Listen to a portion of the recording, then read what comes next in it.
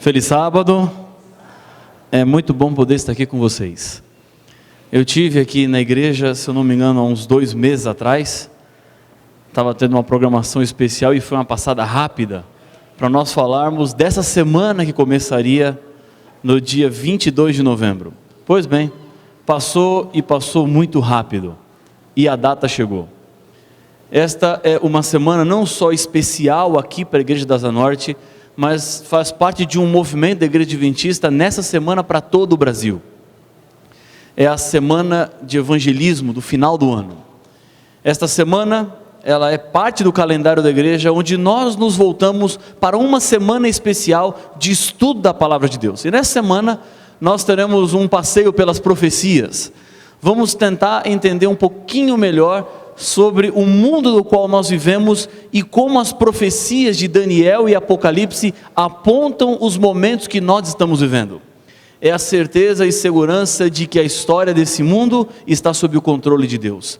Nada acontece sem que Deus saiba. Isso significa não apenas os grandes movimentos do mundo, mas a sua vida, você.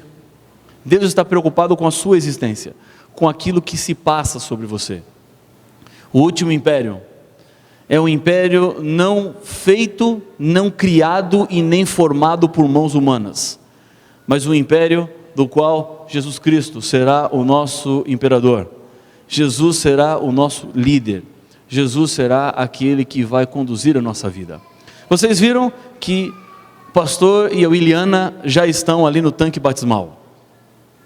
Nós vamos começar essa semana com batismo. Vamos começar com um novo começo, uma nova história. Enquanto eles se preparam, eu quero convidá-lo a abrir sua Bíblia para lermos um verso muito especial, e esse é o verso para a nossa reflexão dessa manhã. Evangelho de Mateus, capítulo 11 e o versículo 28. Essas são palavras de Jesus aos seus discípulos, mas palavras essas que transpõem a barreira do tempo e do espaço e se tornam palavras que Jesus dirige a cada ser humano, dirige a mim e a você. Mateus capítulo 11, versículo 28. Diz assim, palavras do Senhor Jesus: vinde a mim, todos que estáis cansados e sobrecarregados. E aí Jesus, depois de fazer o convite, ele faz uma promessa: e eu vos aliviarei. Aqueles que vão a Jesus recebem e sentem a experiência do alívio. Sentir-se aliviado é tirar dos seus ombros o peso ou a carga daquilo que lhe oprime, daquilo que lhe abate, daquilo que está lhe preocupando. E este convite de Jesus é um convite seguro e certeiro, porque Jesus promete e cumpre. Ele fala e faz. Então ele disse: vem a mim e eu vou te aliviar. Pode ter certeza, vá a Ele, porque Ele vai te dar o alívio. Exatamente como a Williana, que nasceu no Haiti, e lá no Haiti conheceu a mensagem do Senhor, mas por razões da vida, Williana seguiu outros caminhos, e hoje, depois de muitos anos, ela volta para os braços do Senhor. Williana, nessa semana nós vamos falar sobre o último império. E uma característica desse último império é que, para se tornar digno de entrar nesse império, é preciso permanecer, ficar até o fim. Na corrida espiritual, não ganha quem chega na frente, mas ganha aquele que continua, aquele que persevera. E para que isso seja uma realidade na sua vida, para que você volte e volte para nunca mais sair, para o perdão dos seus pecados, o pastor Otoniel, como ministro do Evangelho, te batiza no nome do Pai, do Filho e do Espírito Santo. Amém.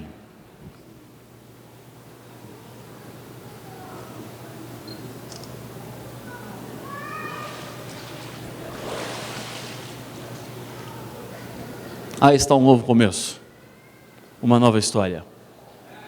Williana ouviu o convite de Jesus: vem a mim e eu vou te aliviar. E ela foi. E a história agora começa a ser reescrita. Mas amigos, amigas, eu tenho uma preocupação muito séria e profunda no meu coração. E é sobre essa preocupação que hoje de manhã eu gostaria de convidá-lo a refletir comigo. Nós acabamos de ler um convite, onde Jesus estende o convite para que as pessoas se aproximem dele e sintam dele o alívio que ele pode dar. Esse alívio que a Williana está experimentando, porque acabou de nascer de novo, que é o alívio que todos aqueles que se aproximam de Jesus podem experimentar, é um alívio do qual nós não podemos encontrá-lo em nenhum outro lugar, senão em Jesus. O alívio que Jesus promete dar, nenhum pó branco, nenhuma erva, nenhum comprimido, nenhum prazer, nenhuma filosofia, nenhuma garrafa, nenhuma noite, nenhuma ideal, nada e nem ninguém pode lhe dar este alívio que Jesus promete aqui dar, porque o alívio é dele, vem dele e só ele pode oferecer para os seres humanos. O alívio que as pessoas recebem quando elas se entregam a Jesus, quando elas aceitam o convite e se colocam nas mãos dele.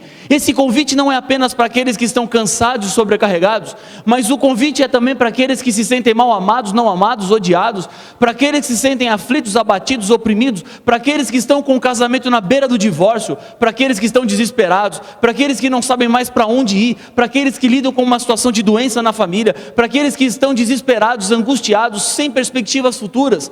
O convite de Jesus é: venha a mim e eu vou te aliviar. Agora, vem a minha preocupação séria e profunda. Williana foi a demonstração física daqueles que vão e se entregam a Jesus, daqueles que se decidem. Alguns minutos atrás, ela naquele tanque batismal estava dizendo para todo mundo que seguir Jesus vale a pena. E agora vem a minha preocupação. Jesus estende o convite a todas as pessoas, e aquelas que aceitam o convite sentem o alívio. Mas por quê? Algumas pessoas em sua trajetória cristã desistem de Jesus. Por que algumas pessoas estão se aproximando de Jesus hoje, estão conhecendo e compreendendo mais do amor dele, da graça, da salvação, da cruz, do sacrifício, enquanto outras pessoas estão saindo da igreja? Se viver com Jesus é tão bom, por que tem gente que deixa? Se realmente estar com Deus é algo maravilhoso e incrível, por que as pessoas o abandonam? Parece ser algo ilógico, porque no meu entendimento é o seguinte: aquilo que é bom a gente quer para nós e não quer perder. Agora, se viver com Jesus é melhor e é bom, por que algumas pessoas estão deixando isso de lado? E no momento da trajetória da vida descobrem Jesus, apaixonam-se por Jesus, cantam do céu, cantam da salvação, esperam a volta de Jesus ansiosamente, mas depois de um determinado momento da sua trajetória cristã, abandonam tudo isso. Deixam a igreja, não cantam mais do céu, não esperam a salvação, não oram, não falam com Deus, porque tudo aquilo ficou no passado e serviu para um momento da vida, mas parece que depois não serve mais.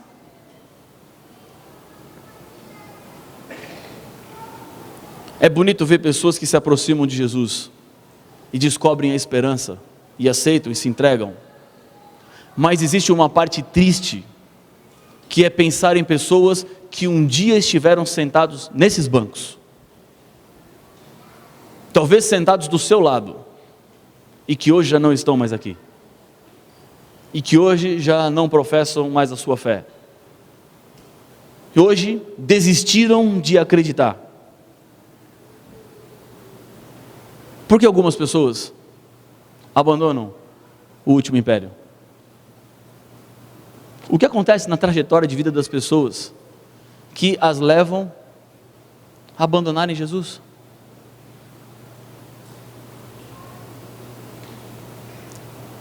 Aqueles que frequentam essa igreja aqui há mais tempo, conseguem lembrar nesse momento de alguém que um dia esteve aqui e que hoje não está mais? Conseguem lembrar o nome? A fisionomia? Talvez você tenha o telefone dessa pessoa.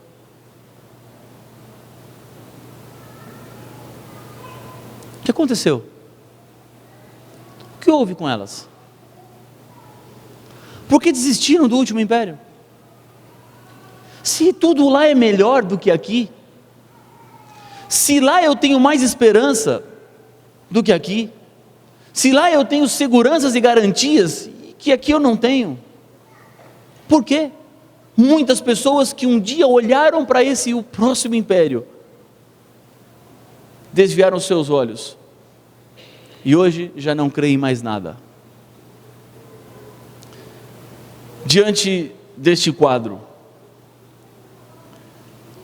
diante dessa inquietação, por que as pessoas abandonam Jesus? Se Ele alivia, para que voltar para a antiga vida? Eu comecei a fazer uma varredura, indo atrás de pessoas que viveram exatamente isso que eu falei a vocês.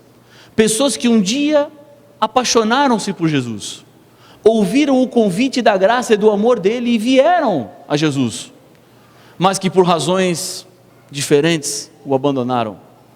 E ao entrar em contato com essas pessoas, eu repetia sempre a mesma pergunta: o que aconteceu? O que houve? Por que é que você não está mais na igreja? E eu ouvi muitas respostas, muitas, porque cada pessoa tem a sua história, e ao final, eu cheguei a uma conclusão: só existem 3 razões por que as pessoas saem da igreja. 3, não achei uma 4ª razão. 3, não mais do que 3.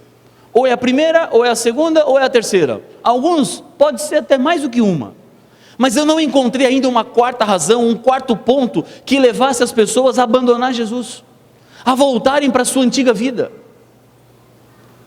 Nessa manhã, eu quero compartilhar com vocês a conclusão que eu cheguei. E ao falar sobre isso, eu tenho 2 objetivos bem claros. Primeiro ponto: aquelas pessoas que estão se aproximando da igreja agora, que estão conhecendo mais do amor de Jesus, que estão descobrindo a palavra de Deus, que estão escutando o chamado do Senhor: vem a mim, eu vou te aliviar. Ao vir para a igreja, ao procurar Jesus, ao aproximar-se dele, é imprescindível e fundamental que você faça isso pelos motivos certos. Há muitas pessoas procurando Jesus por motivos errados e equivocados, e por isso, se os motivos são equivocados, a procura se torna equivocada, e aí, fatalmente essas pessoas não vão encontrar aquilo que estão procurando ou buscando. Segundo ponto: aqueles que já aceitaram o convite de Jesus e que, a exemplo da Williana, já foram batizados, que colocaram suas vidas nas mãos do Senhor, cuidado, porque pode ser que algumas das razões que levam as pessoas a se afastarem da igreja estejam trabalhando no seu coração. Há pessoas que estão aqui e que talvez estão pensando que já não deveriam mais estar aqui. Abra os seus olhos, cuidado. É possível parar o efeito dessas razões no seu coração, porque no último império é preciso permanecer.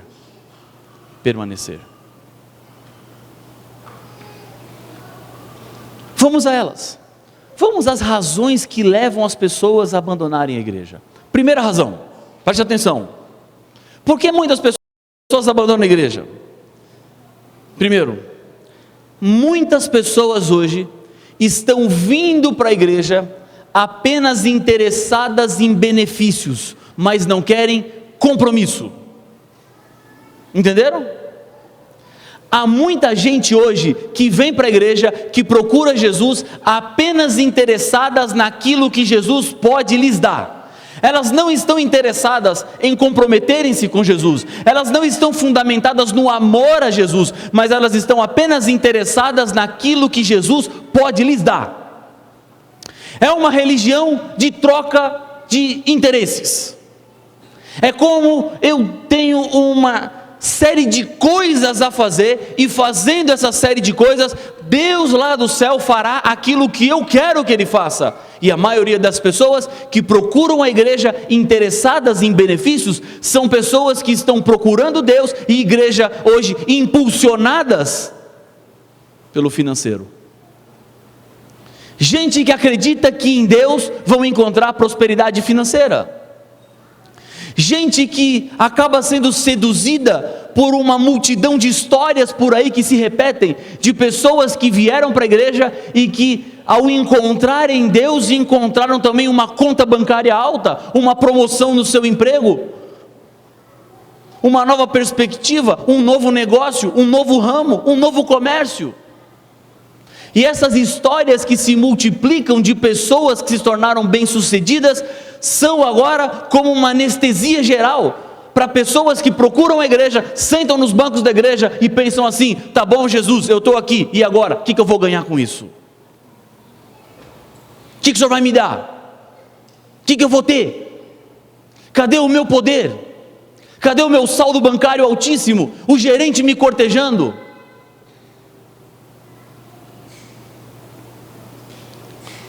Há algum tempo atrás, eu acordei de madrugada. A história é longa, mas eu não conseguia dormir.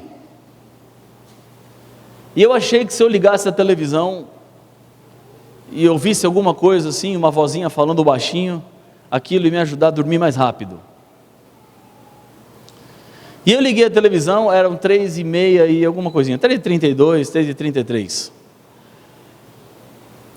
E liguei a televisão, vi a hora no canal lá, tinha a hora no canto, mas na tela tinha um pregador.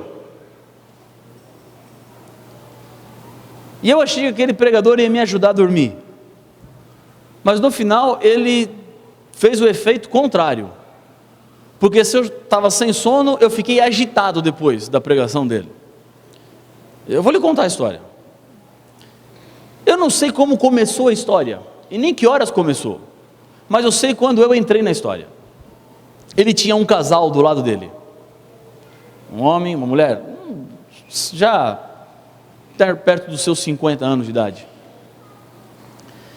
E quando eu entrei na história, o pastor narrava como aquele casal estava no fundo do poço financeiro, como aquele casal no passado havia tido uma boa condição financeira, mas que por situações difíceis e complicadas, eles perderam tudo e foram literalmente à falência. O pastor contava a história deles. Eu não sei bem ao certo qual era o negócio deles antes da falência. E o pastor falava com a câmera, e o casal era mostrado, ele falava com a câmera, o casal era mostrado, mas o casal não falava nada. O pastor descrevia com muitos detalhes como aquele casal foi entrando no buraco. E depois de alguns minutos que eu estava ouvindo a história, descrevendo a falência, o pastor virou para o casal e falou assim: e como é que foi quando vocês entraram aqui nessa igreja?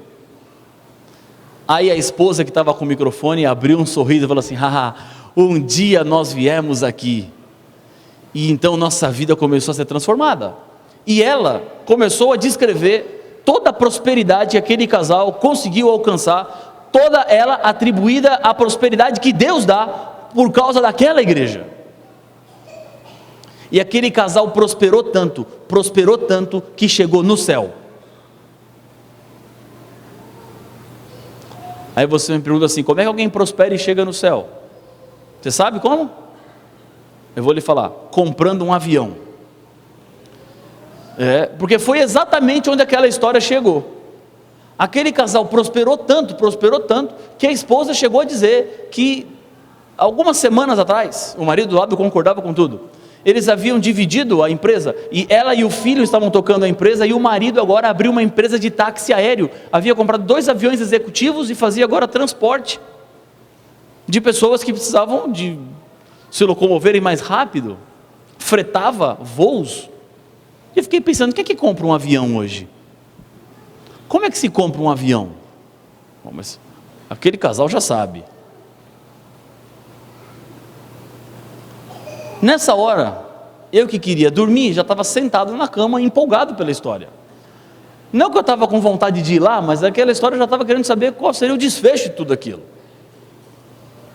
Depois da história do avião, o pastor falou assim: irmã, quando vocês vieram aqui nessa igreja pela primeira vez, vocês não tinham nada, tinham perdido tudo, mas vocês tinham dívidas? E ela falou assim: ah, pastor, quando nós entramos aqui, além de não termos mais nada e termos perdido tudo, nós tínhamos uma dívida de $300 mil. O dólar deu uma subida esses dias, né? Ficou mais alta a dívida agora. Mas $300 mil é dinheiro demais. Você já viu $300 mil? Você já viu $300 mil? Para ficar mais fácil. Já viu? Alguém viu aqui já? Quanto é que é a quantidade de dinheiro? Eu nunca vi. E pelo rumo que a minha vida está tendo até aqui, tudo indica que nunca vou ver. É a tendência natural, né? Mas $300 mil era muito dinheiro. Mas o pior vem agora. Presta atenção. Depois que o pastor ouviu a resposta, falou mais algumas coisinhas, olhando para a câmera, e a hora estava avançando, já era quase 4 horas da manhã, e estava eu lá, sentado na cama agora, que era para estar deitado dormindo, sentado ouvindo aquela história. E o pastor falou assim: irmã, deixa eu fazer uma pergunta para vocês. Hoje, se vocês tivessem uma dívida de $300 mil, vocês conseguiriam pagar? Aí ela falou assim: sim, pastor, nós conseguiríamos pagar uma dívida dessas, e eu creio que com 5 ou 6 dias de trabalho. E eu na hora falei assim: o quê? 5 ou 6 dias de trabalho? E eu fiquei com raiva daquela história, e desliguei a televisão, e falei assim: estou perdendo tempo com isso aí, olha o que ela foi falar, e botei a cabeça no travesseiro para tentar dormir. Mas aqueles $300 mil soaram igual uma praga, começaram a piscar na minha mente, assim: $300 mil, $300 mil. Eu abri o olho e falei: $300 mil é uma dívida alta demais, é muito dinheiro. E virei para o outro lado da cama para ver se o pensamento mudava. Fechei os olhos e comecei a pensar outra coisa: 5 ou 6 dias de trabalho. Aí eu pensei: 5 ou 6 dias de trabalho? Abri o olho e falei: bom, digamos que tudo deu errado, 6 dias de trabalho, $300 mil em 6 dias, $50 mil por dia. Nesse momento eu me convenci que eu não ia dormir mais. Levantei da cama e fiquei andando pela casa, e fiquei pensando na história: $50 mil por dia. Eu não fiquei com vontade de ir lá não, fica tranquilo. E $50 mil por dia, e meu pensamento foi para outro lado. Quem é que está acordado vendo isso? Alguém que queria tentar dormir e ligou a televisão. Vai que tem outro igual eu, não sei. Alguém que trabalha à noite e deixa a televisão ligada para ver o tempo passar. Ou alguém que está desesperado, agoniado, sem saber o que fazer, cansado de ficar na cama de um lado para o outro, em desespero, liga a televisão e ouve alguém dizendo assim: eu vim aqui na igreja e Deus agora me deu um salário de $50 mil por dia. Esse indivíduo fala assim: é isso que eu preciso, é disso que eu estou falando, é esse Deus que eu estou procurando, é um Deus que vai me dar prosperidade financeira, que vai solucionar os meus problemas. Agora então ele é impulsionado a sair da casa dele, a procurar a igreja, apenas interessado naquilo que Deus pode lhe dar. Só que o grande problema, amigo, amiga, irmão, irmã, é que Deus nunca prometeu prosperidade financeira para ninguém. Não é errado prosperidade financeira, mas existem muitas pessoas que estão procurando isso em Deus. Mas na trajetória espiritual nós descobrimos que não é isenção de problemas estar com Deus, não é garantia de que você não vai ter dias ruins na sua vida porque você está na igreja. E essas pessoas que vêm à igreja impulsionadas ou motivadas por aquilo que Deus pode lhes dar, quando se deparam com o primeiro problema, viram as costas e vão embora, porque não era esse tipo de Deus que eles estavam procurando, não era isso que eles queriam. Porque religião com Cristo, amigo, amiga, não é uma religião de troca de benefícios, mas é uma religião de compromisso, é comprometer-se com Ele, é como no casamento, na saúde, na doença, na prosperidade, na adversidade, é estar com Jesus, custe o que custar, passe o que passar, ter que enfrentar o que tiver que enfrentar. Nessa nossa trajetória para o império, para o reino do Senhor Jesus, nós teremos problemas. Uns prosperarão e outros não. Num dia a tragédia vai bater na porta da sua casa, no outro dia do seu irmão, do seu amigo. Mas os problemas virão. Não deixe Jesus, não abandone o céu por causa de uma expectativa frustrada que você criou, por causa de uma sedução que você ouve por aí. Religião com Cristo é compromisso e não troca de benefícios, é fundamentada no amor e não no interesse. Essa é a característica daqueles que estão vivendo e se preparando para o último império. Segunda razão, segundo ponto, por que as pessoas abandonam o Senhor? E a segunda razão são os outros. Os outros. Como tem gente que deixa o céu por causa dos outros. Porque alguém falou alguma coisa, porque alguém pensou, porque alguém não fez, ou porque fez.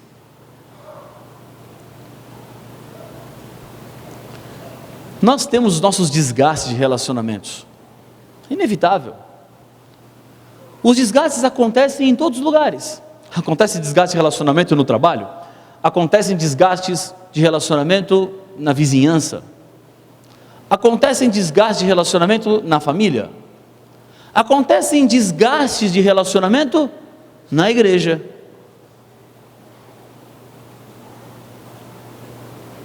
Mas parece que nos outros lugares a gente tenta contornar melhor a situação. Mas quando o problema está dentro da igreja, algumas pessoas abandonam, deixam o céu, abandonam a salvação, por causa dessas dificuldades que nós enfrentamos às vezes uns com os outros. É inegável, amigos, que todos nós temos uma tendência terrível. É difícil generalizar comportamento, mas nesse caso eu acho que dá para generalizar.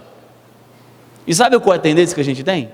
É a seguinte: quando eu faço alguma coisa que magoa alguém, eu diminuo o que eu fiz.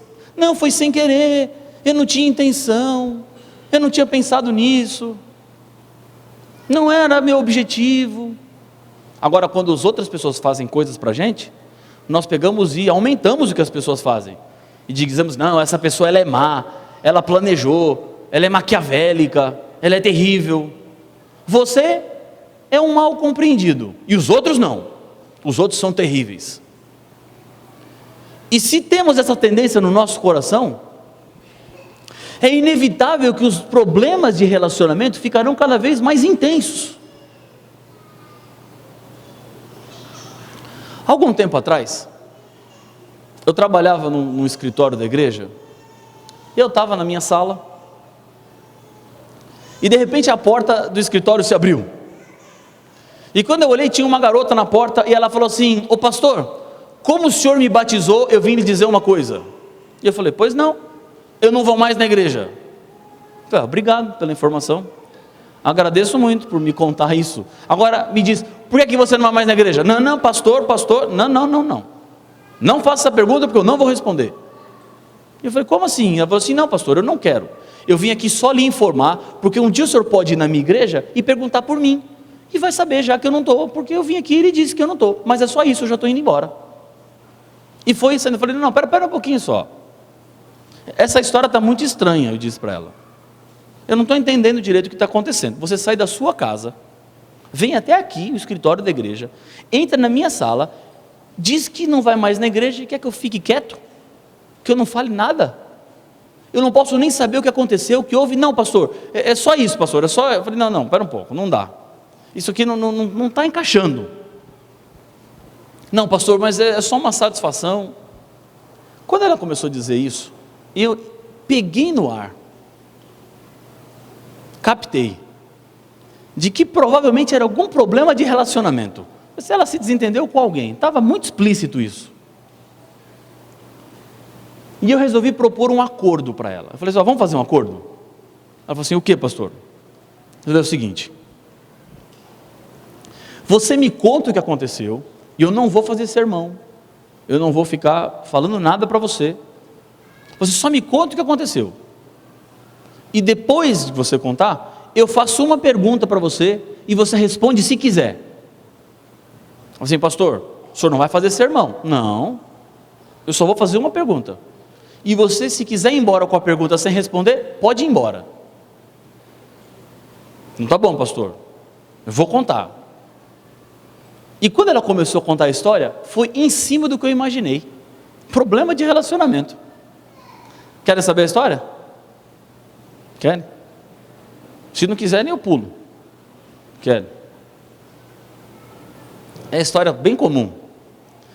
Ela tinha uma amiga muito próxima na igreja. Muito amigas. A amizade não era uma amizade só dos horários de culto, era uma amizade que se estendia durante os dias da semana, e fora, e saíam, se encontravam, iam no shopping. Até que um dia apareceu um rapaz na igreja. E eu vou chamar esse rapaz de simpático, porque bonito fere os meus princípios pessoais. Apareceu um rapaz simpático. E quando surge esse rapaz simpático na igreja, as duas olharam para ele de uma forma diferente. Enxergaram nele mais do que um rapaz simpático. Enxergaram nele alguma coisa a mais. Só que, como as duas se interessaram pelo simpático, isso gerou um problema na amizade delas. Por quê? De amigas e cúmplices, agora tornaram-se concorrentes, rivais, porque as duas começaram a disputar o coração do rapaz simpático. E nessa disputa pelo rapaz simpático, uma acusava a outra de ser desleal. Não, eu vi primeiro, não fui eu que vi, não, você é traidora, não, você que é traidora, e a amizade foi embora. E a partir daí, elas entraram numa guerra fria, onde uma ficava mandando provocação para a outra. Sabe como é que é isso? Uma manda recado para a outra sem dizer que é para outra, mas a outra sabe que é para ela. E isso parece que se potencializou agora com o Facebook. Um manda recadinho para o outro, mas não diz que é para o outro. E ficou nessa disputa as duas. O rapaz simpático, por sua vez, não se interessou por nenhuma das duas. E começou a namorar com uma outra terceira. Até o que consta, esse rapaz estava em alta, né? Disputado por 3. E começou a namorar com a outra, com a terceira. E as duas ficaram sem o rapaz simpático e sem amizade. E ficava agora uma provocando a outra, dizendo que uma era traidora e a outra dizia que a outra era traidora. Até que, alguns dias antes dela aparecer lá na minha sala, a disputa entre elas foi ficando pior. E não disputa mais para ver quem ia ficar com o rapaz, mas uma disputa que agora já não tinha mais nem sentido. Mas dessa amizade rompida. A briga ficou tão intensa que no sábado de manhã, olha só a história, as duas chegaram juntas na igreja, se encontraram na porta, e aí uma não aguentou e foi tirar satisfação com a outra, dessas provocações que estavam acontecendo, e aí começou uma discussão na porta da igreja, e ela que estava falando comigo, paviozinho curto, foi para agredir a outra. Você imagina só, o pessoal chegando para o culto, para a igreja, e uma confusão na porta da igreja, e uma querendo bater na outra. Aí o diaconato agiu rápido, e vai uma para cá, e vai outra para lá, que é isso que vocês estão fazendo? E uma conversa daqui, conversa de lá, e leva para cá, e vem o pastor, e vem o diácono, e vem o ancião, e vem todo mundo, para tentar resolver a situação. E ela me disse assim, está vendo, pastor? Depois de uma situação dessas, o senhor acha que eu vou voltar na igreja? Eu não volto nunca mais.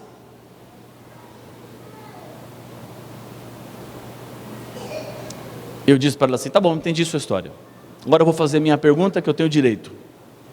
Tá bom, pastor, pode fazer a pergunta, qual que é? Aí eu olhei para os olhos dela e falei assim, o que Jesus tem a ver com isso?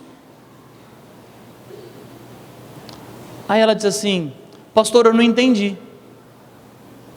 Aí eu disse para ela: se eu tiver que explicar a pergunta, é o sermão que você não queria ouvir. Aí ela falou assim: não, pastor, mas pode explicar. Eu falei: estou explicando porque você pediu. Vou dizer que eu estou dando sermão em você. Eu vou explicar para você o que eu estou perguntando. E eu recontei a história. Você se desentendeu com a fulana e etc, etc, etc. E essa confusão toda. E vocês quase se bateram na frente da igreja. Uma briga feia, uma discussão. Eu quero entender, onde Jesus aparece nessa história? Ela ficou me olhando e disse assim: olha, deixa eu lhe dizer, para ser bem sincero para você, esse problema quem criou foi você e ela.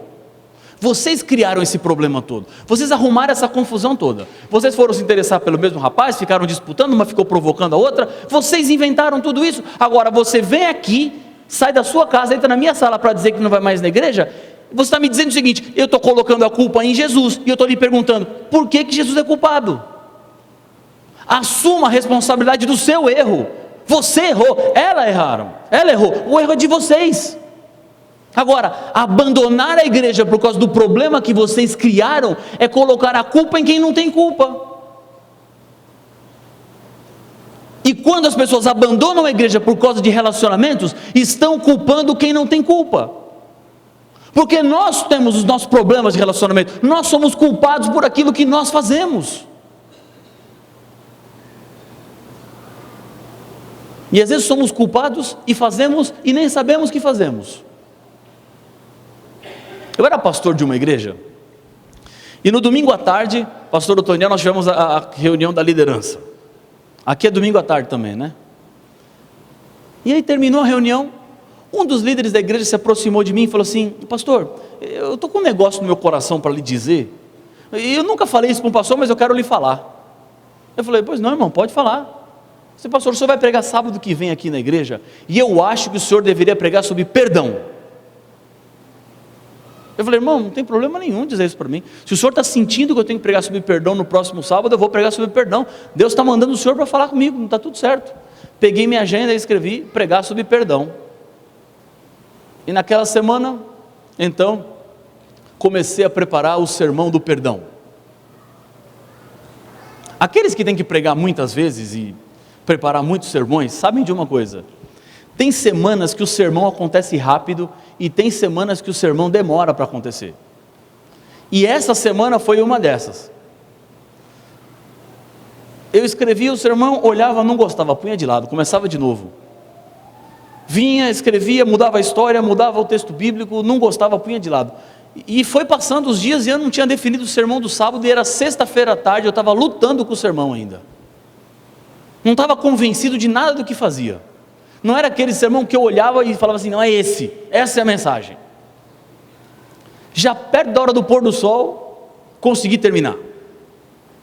Escrevi o sermão, olhei, li, falei assim: tá certo, agora ficou do jeito que eu queria. E para ficar no ponto, eu tinha deixado no final, parte última do sermão, o momento do qual as pessoas deveriam viver o apelo, viver o que eu estava dizendo. É um apelo, um chamado. O chamado é o perdão. Eu peguei o telefone e liguei para o pianista da igreja. E quando eu escrevo um sermão novo, eu sempre preciso de cobaias para ouvir o sermão pela primeira vez.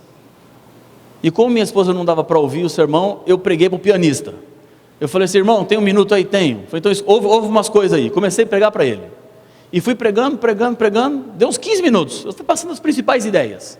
E fui falando sobre o perdão, por que perdoar, o texto bíblico, os exemplos da história bíblica e tal. E perguntei, falei assim: e aí, o que você achou? Ele falou assim: não, pastor, tá bom, tá tudo certo. E ele falou assim: o que o senhor está me falando isso? Falei: não, porque é o seguinte, quando eu terminar o sermão amanhã, eu quero que você vá lá para o piano e comece a tocar uma música mais bem sentimental. Uma música assim, aquela para quebrar o coração mais duro que tiver. Porque depois de falar sobre o perdão, eu vou convidar as pessoas a se perdoarem na hora lá na igreja.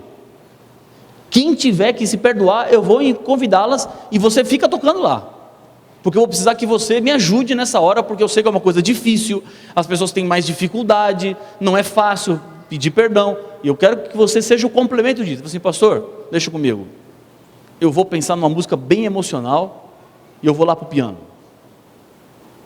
Estava tudo certo, resolvido já o assunto do sermão. Sábado de manhã, lá vou eu, entro com a plataforma, os hinos, a oração, chega no meu momento, vou eu para o púlpito, abro a Bíblia e começo a pregar o sermão do perdão, que eu me tornaria a vítima, mas eu não sabia ainda. Eu vou confessar uma coisa para vocês, aquele sermão eu só preguei uma vez na vida, eu nunca mais preguei, eu tenho medo dele, porque minha situação se complicou. Mas vejam só, comecei a pregar o sermão, e lá fui eu falando do perdão, as razões, os motivos, por que perdoar.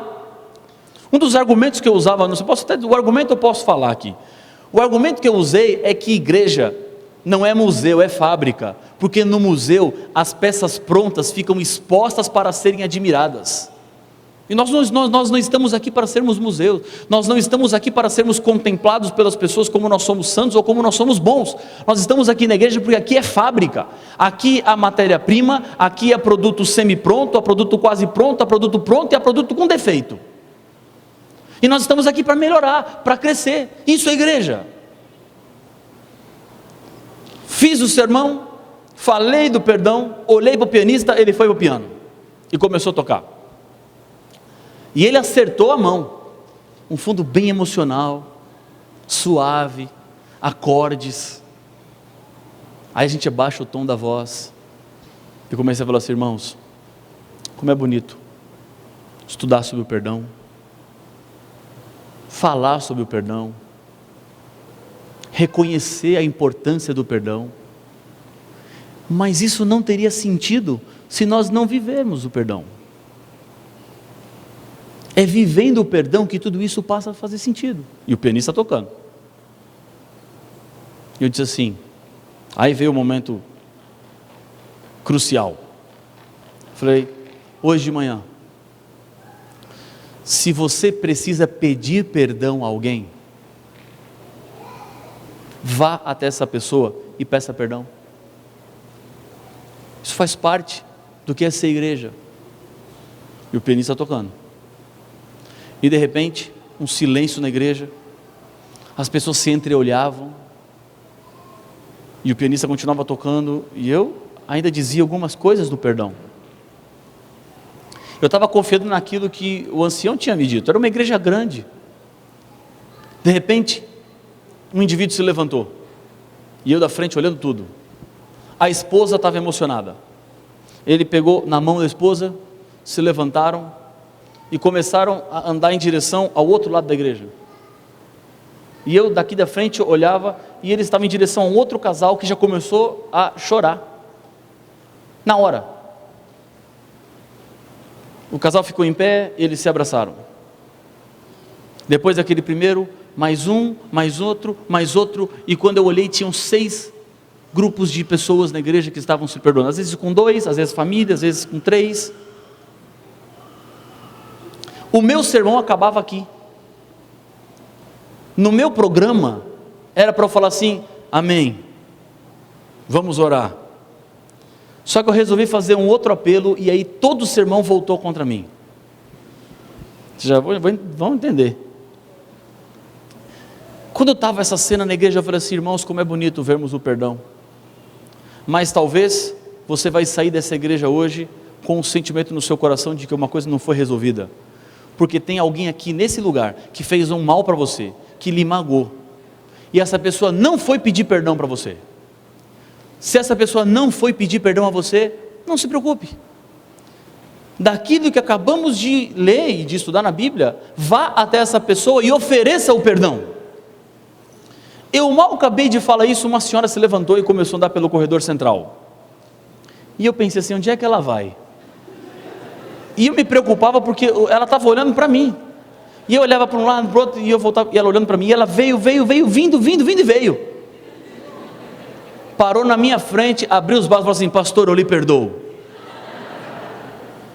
E eu abracei ela, e ela falou assim: pastor, olha, o senhor pode ficar tranquilo, pastor, aquilo que o senhor fez já está perdoado. Obrigado, irmã, obrigado. Eu falei assim: pastor, está tudo certo em nós. Obrigado, irmão, muito obrigado. Aí botei ela do lado, falei assim: vamos ficar em pé e vamos orar. Eu quis orar rápido, E vai que vem outra pessoa, né? Orei rápido, terminei e fui embora. Fui para a porta, me despedi das pessoas, despedi de todo mundo, entrei no carro para voltar para casa. Minha esposa estava comigo e ela falou assim: o que aconteceu aquela hora lá? Eu já sabia que hora era, né? Mas perguntei só para confirmar. Que horas você refere? Sim, a hora que a irmã fulana foi lá na frente, ela foi me perdoar. E ela perguntou assim: e você fez o que para ela? Você não tem a mínima ideia do que eu fiz para ela, mas alguma coisa eu fiz. Mas já que ela ofereceu o perdão, eu agarrei o perdão e falei assim: é meu, está perdoado, amém. E vou ficar perguntando o que eu fiz? Alguma coisa eu devo ter feito, porque eu faço. Eu sei que faço. Eu reconheço que eu faço. E fiz sem querer. Se aquela senhora fosse esperar eu ir a ela para pedir perdão, sabe quando eu iria? Nunca. Eu não tinha nem ideia que ela tinha alguma coisa comigo. E hoje estamos perdoados. Há algum tempo atrás eu fui pregar numa caravana lá perto, e quando eu cheguei na salinha ela estava lá com um presente para me dar. Está tudo certo, está tudo perdoado. Eu não sei o que eu fiz para ela, mas eu estou perdoado. E é bom nem ficar perguntando às vezes, porque se eu for perguntar, eu vou querer ficar justificando. Se eu vou ficar justificando, então é melhor reconhecer o perdão e está tudo certo, está tudo tranquilo. Mas vejam, eu era o pastor da igreja dela, e ela poderia falar assim: olha o que o pastor da minha igreja fez para mim, eu não vou mais na igreja. Mas ela não fez isso, ela ficou lá, mesmo chateada, magoada comigo, ela estava lá, porque nós temos problemas de relacionamentos. Agora, não permita que os problemas de relacionamentos tirem os seus olhos do céu. Há muita gente que se aproxima da igreja, começa a conhecer Jesus e se decepciona com o relacionamento pessoal entre as pessoas. Por favor, amigo, amiga, coloque os seus olhos em Cristo, no próximo império, onde não haverá dor, morte, maldade, miséria. Esse é o nosso foco. Entre nós aqui teremos problemas de relacionamentos, mas não permita que nada tire você do último império. Qual é a primeira razão por que as pessoas abandonam a igreja? Já esqueceram? Interesse. Gente que procura Jesus apenas como um solucionador de problemas, e não o seu Salvador e Senhor. Segunda razão? Qual é a segunda razão? Os outros. Os problemas que nós temos de relacionamentos. Terceira razão, vamos à Bíblia. O pastor Paulo vai contar para nós a terceira e última razão. Romanos capítulo 10 e o verso 9.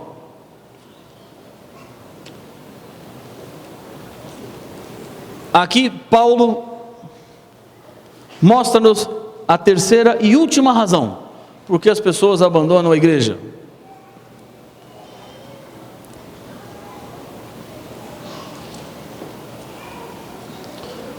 Diz aqui a Bíblia: se com a tua boca confessares Jesus como Senhor, e em teu coração creres que Deus o ressuscitou dentre os mortos, o que vai acontecer com você? Olha que coisa interessante. Paulo aqui nesse verso, ele está quebrando um pouco a lógica das coisas, porque nós pensamos mais ou menos assim: eu vou sair às ruas hoje à tarde, eu vou distribuir convites às pessoas para a programação especial que nós vamos ter aqui na igreja, e as pessoas vão receber o convite, elas vão ser impressionadas pelo convite, elas vão ser motivadas a saírem de casa, elas vão virem à igreja, elas vão ouvirem a mensagem da Bíblia, elas vão ouvirem a mensagem do Senhor, elas vão compreenderem aquilo que Deus quer para a vida delas, o coração delas vão ser impactado, e elas então vão aceitar Jesus, vão serem batizadas e vão se salvar. Não é assim que a gente pensa? Eu tenho que fazer as coisas para que as pessoas se salvem, e isso inevitavelmente acontece quando nós nos colocamos como meios, mensageiros da salvação. Mas não é isso que Paulo está dizendo aí. O que ele está falando? Se você falar, se você abrir a boca e contar, se você testemunhar para as pessoas quem é Jesus, o que Ele tem feito na sua vida, quem é que vai salvar? As pessoas que ouvem? Não é isso que ele está falando aí. Ele está dizendo que você vai se salvar. Se você falar, você vai se salvar. Se você testemunhar, você vai se salvar. Se você contar, você se salva. Quando eu levo salvação às pessoas, mais do que elas se salvarem, sou eu que me salvo. Paulo que está dizendo: fale, diga, e se você fizer isso, você vai se salvar. Agora, por que eu preciso falar? Por que eu preciso dizer? Por uma simples razão. Há um psiquiatra chamado Paul Tournier, e o Dr. Tournier tem uma frase que eu acho muito interessante, quando ele diz assim: pessoa alguma sabe no que acredita, a não ser que conte para os outros.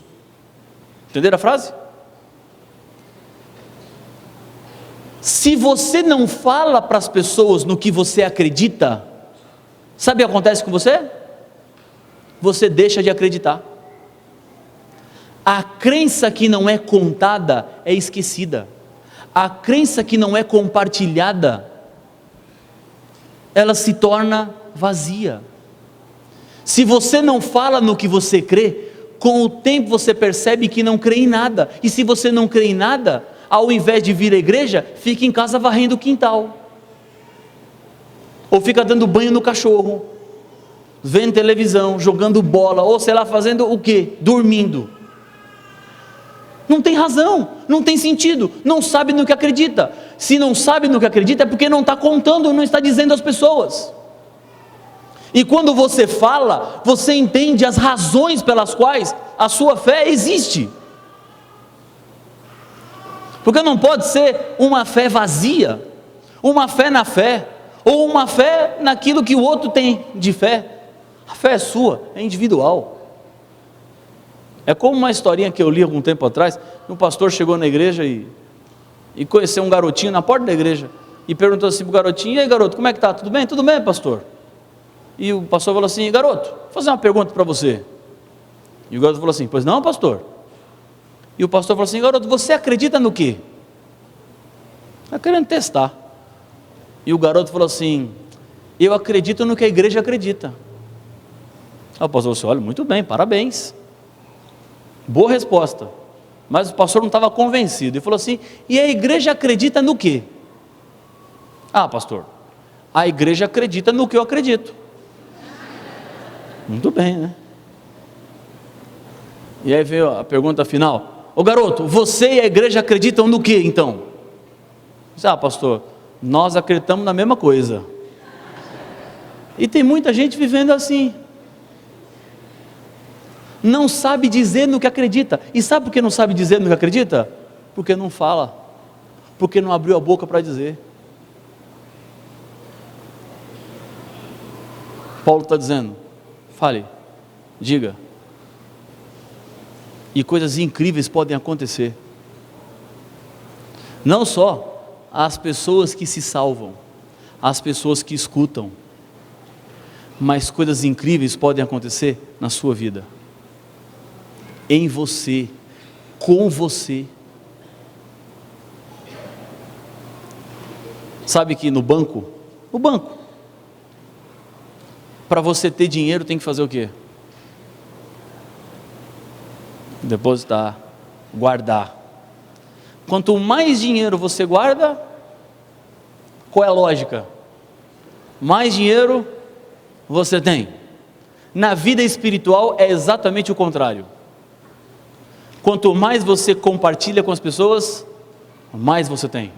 Quanto mais amor você leva, mais amor você tem. Quanto mais Jesus você distribui às pessoas, mais Jesus você tem. Quanto mais paz você proclama às pessoas, mais paz você tem. Essa é a lógica do reino dos céus.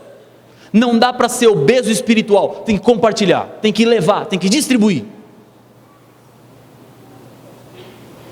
Ganhamos quando compartilhamos, ganhamos quando levamos, ganhamos quando as pessoas recebem aquilo que Deus colocou em nosso coração. Essa é a dinâmica da salvação.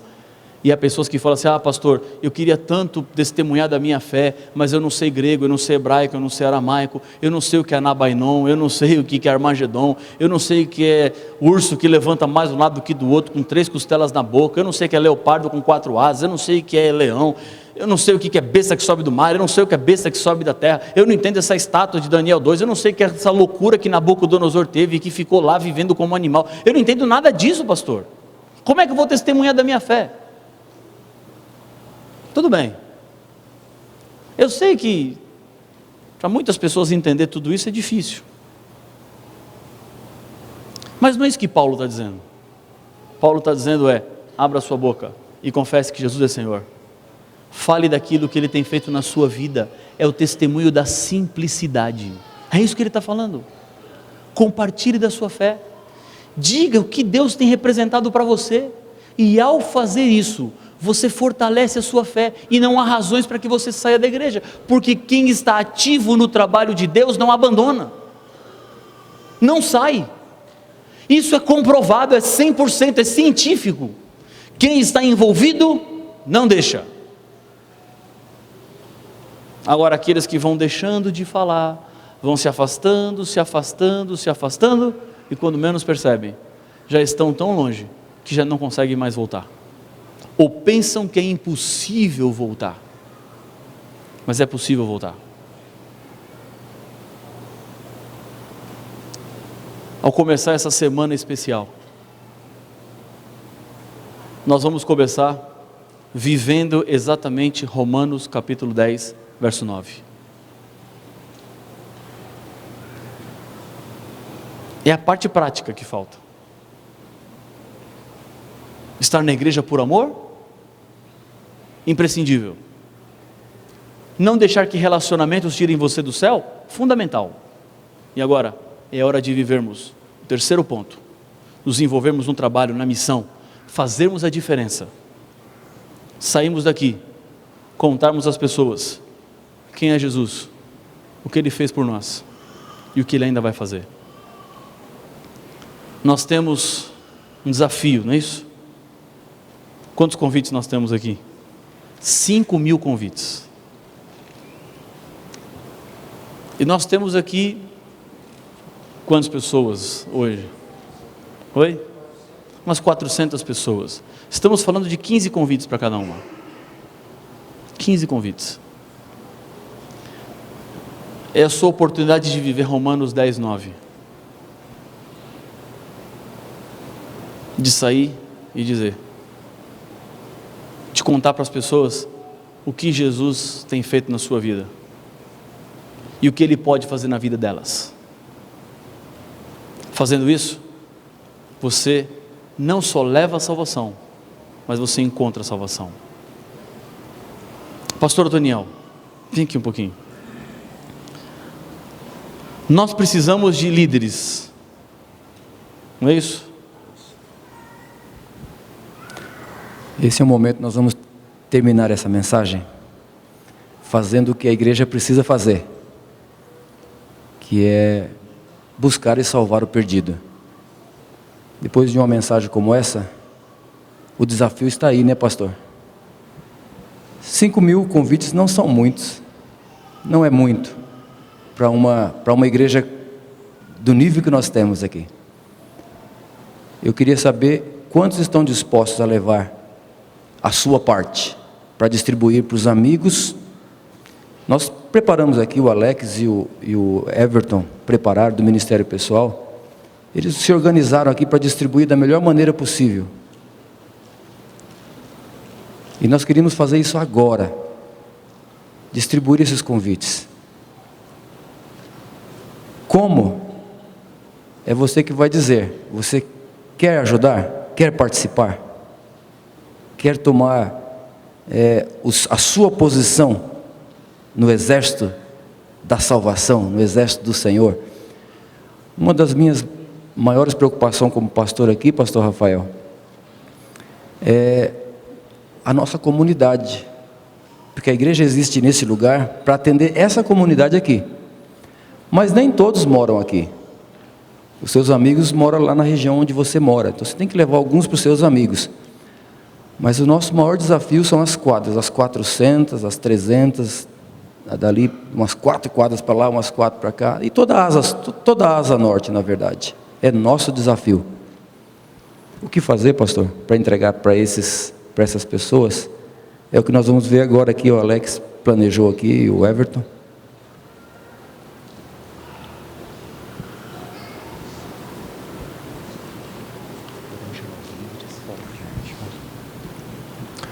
Bom dia a todos os irmãos.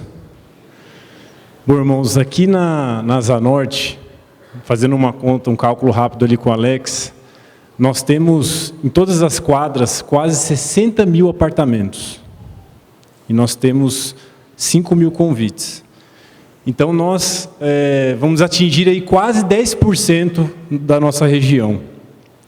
E com esses 5 mil convites que nós temos, nós gostaríamos de conclamar aqui, convocar, solicitar 7 líderes de quadras, que nós vamos atingir 7 quadras. E nós gostaríamos de saber quem sente no coração que pode ser o responsável por uma quadra. E depois nós vamos chamar os auxiliares, pessoas para ajudar esses líderes. E a gente gostaria de saber neste momento quem coloca o seu serviço à disposição para ajudar a entregar nessas quadras. São só 7 quadras, não são muitas quadras que nós vamos entregar, porque não temos convites suficientes. E a gente gostaria de saber se tem alguém aqui na igreja que pode nos ajudar nessa entrega. Se alguém se coloca à disposição. Irmãos, vamos lá. Levanta o primeiro líder e vem aqui na frente e já pega. O primeiro, cadê o segundo? Ali, tá, irmã? Segunda. Terceiro aqui. O quarto. Faltam 3. Entendeu? Quem é o próximo? 5, faltam 2 líderes. Aí está mais um líder. Chegando, falta o último líder. Chegou?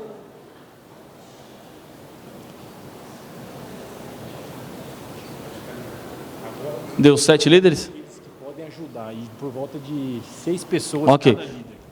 Vamos fazer o seguinte, irmãos. Nós precisamos de 6 pessoas com cada líder para fazer esse trabalho. Nós vamos fazer o seguinte, nós não vamos fazer isso agora. Vocês estão vendo os 7 líderes aqui? Então, no final, eles vão ficar lá à porta. Podem ficar até já com a quantidade. E vocês se cheguem a eles e falem assim, eu vou contigo. E vocês combinem os horários, que vocês vão talvez logo na sequência, ou um pouquinho mais tarde, quando nós vamos fazer o contato com essas casas para distribuir o convite. Ok? Então, isso aí, os 7 líderes. Já viram os 7 líderes? Eles estarão à porta. Você chega a eles, vai pegar um pouco do convite para fazer o trabalho. Ok. Estão com os convites? Obrigado aos 7 líderes que já estão com os convites. E nós vamos agora para a parte final. Vamos ao fim.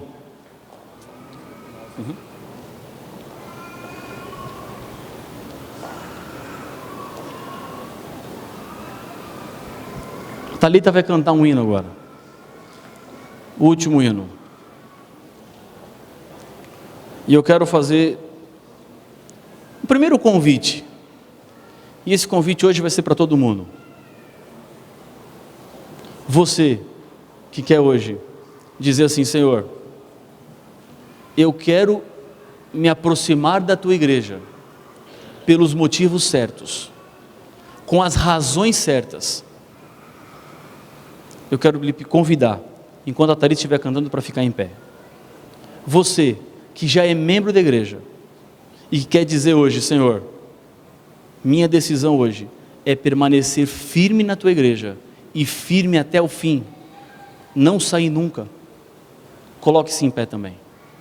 Ouça a música, fique em pé, mas não porque você quer ficar em pé por ficar em pé, mas porque é a sua decisão, porque marca a sua escolha de permanecer para sempre ao lado do Senhor.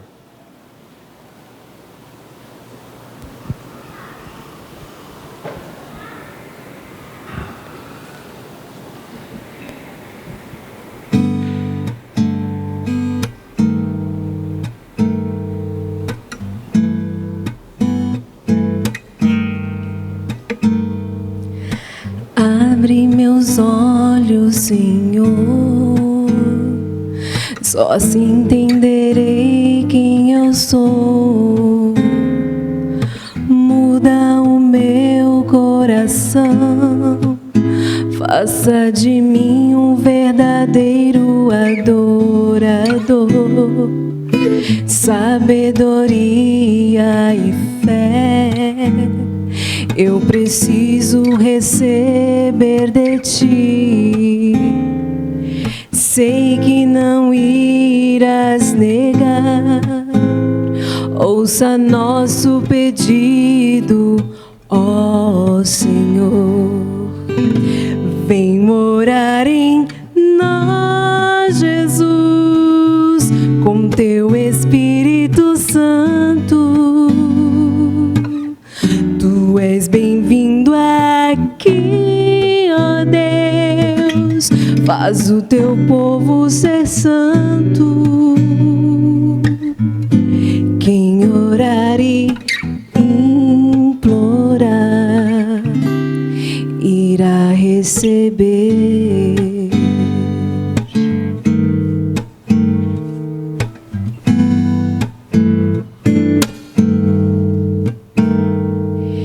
Eu só poderei habitar em alguém que me dê o controle.